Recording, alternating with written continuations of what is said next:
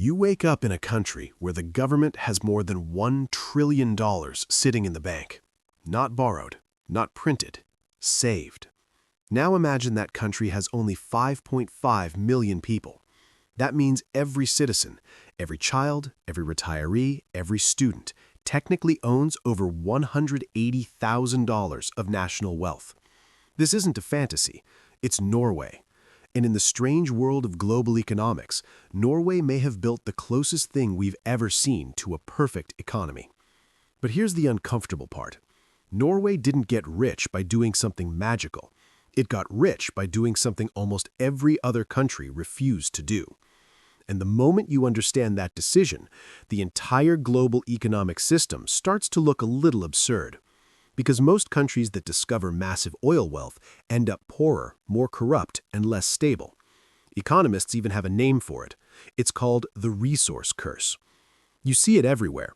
Countries strike oil, and suddenly the economy stops diversifying. Governments start overspending. Currencies surge, making exports uncompetitive. Corruption spreads because resource money is easy money. Within a generation, many of these nations become dependent, unstable, and deeply unequal. But Norway somehow avoided this trap. Not only avoided it, it turned oil into one of the most successful long-term economic strategies in modern history. To understand how, we need to rewind to the late 1960s. At the time, Norway was not particularly rich. It was stable, democratic, and fairly developed, but hardly extraordinary.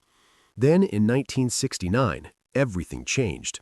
Oil was discovered in the North Sea, and suddenly Norway found itself sitting on one of the largest offshore oil reserves in the world. For most countries, this would have triggered a spending frenzy, politicians promising wealth, mega-projects, huge subsidies, and short-term popularity. But Norway did something strange. They slowed down. Instead of rushing to extract everything immediately, they asked a very simple question. Who should own this oil? Private companies? Foreign investors? Political elites? Norway's answer was radical. The oil belonged to the people, not just today's voters, but future generations. So the government created a structure that forced discipline from the very beginning. They built a national oil company, Statoil, now known as Equinor. They heavily taxed oil profits, and they made sure the state kept large ownership stakes in energy projects. Oil companies could operate in Norway, but they would operate on Norway's terms. And then Norway made the decision that changed everything. Instead of spending the oil money, they saved it. In 1990, Norway created something called the Government Pension Fund Global, which sounds boring, but in reality, it's the largest sovereign wealth fund on Earth. Today, the fund manages over $1.4 trillion. To put that into perspective, the fund roughly owns 1.5% of all publicly listed companies in the world. Think about that. A small country of 5 million people is quietly one of the largest investors on the entire planet. Norway owns stakes in thousands of companies, technology giants, pharmaceutical firms, manufacturers, banks, even luxury brands. Instead of relying purely on oil, Norway turned oil profits into ownership of the global economy. And here's where the discipline becomes almost unbelievable. Norway has a rule. The government is only allowed to spend about 3% of the fund per year. Not the principal, just the expected return, which means the oil wealth is treated almost like an endowment for the nation. The money keeps growing, and the spending stays limited.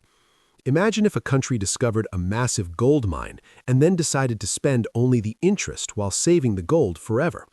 That's essentially what Norway built. But the system has another clever detail. The money isn't invested inside Norway, it's invested abroad. Why?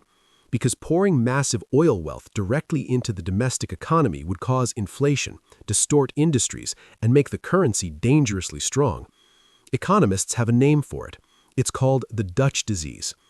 Norway's solution was simple. Export the oil, export the money, but keep the ownership of global assets.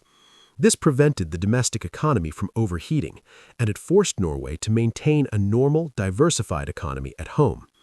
So while oil money flows into the fund, the average Norwegian economy still relies on technology, shipping,